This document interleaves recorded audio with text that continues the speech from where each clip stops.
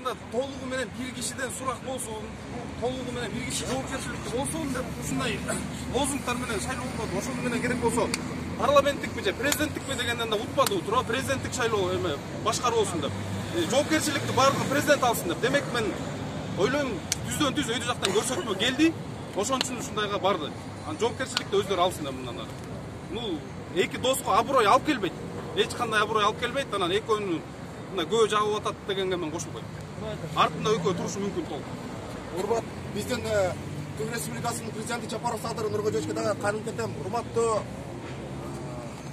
Нуркожоевич, ушул учурда өзүңүз дагы Эл партиясынын тең төрагасы Турсунбай Бакир уулу ажы дагы айтып кетти, сиз 5 убак намазыңыз бар экен. Ушул учурдан өзүңүз дагы жумуштан кийин соц желелер аркылуу Кыргызстандын мусулмандарына бир кайрылуу кылып кетиңиз. Ушул иштин артында сиздин атыңызга жана досуңуздун атына көөлөр жабылып атат. Буну кимдер кылып атканын билбейм. Буну бир гана эле Аллахка койдук. Бул иш менимче саясат болушу мүмкүн.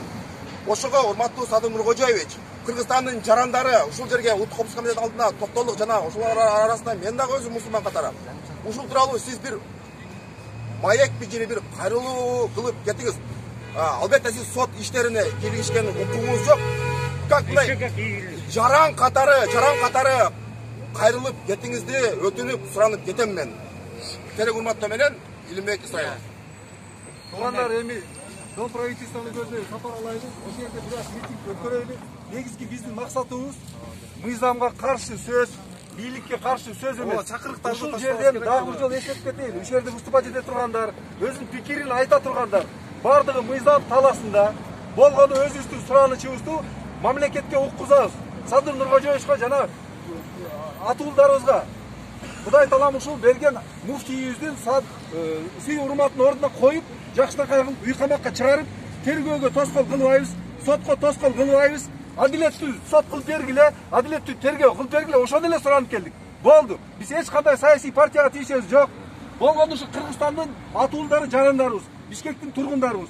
Бардык мыйзам чегинде, мыйзам таласында болуш керек. Ошону талап кылабыз туугандар. Провокационный сөздөргө, провокационный эч кандай бир высказыванияларга биз жол бербейбиз. Эгер ошондой сөз айтылган болсо, ал биздин ушул жерге келген кишилердин ою эмес. Туугандар, ошон үчүн до правительствону көздөй сапар алайлы. Кандай дедиңиздер? Ал кимге кандай? Мына ушул жерде кереги жок бизге. Урматтуу көрүүчүлөр, биз азыр Улуттук коопсуздук мамлекеттик кызматынын алдында турабыз. Бул жерде Максат Ажы Токтомушев, Кыргызстан мусулмандар дин башкармалыгынын башчысы, муфтийи Максат Ажыны коргоп келген топ анын адилеттүү каралуусун талап кылышууда.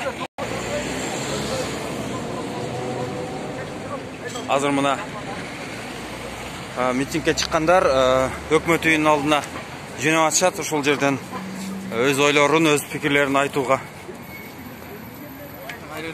аракет кылышууда.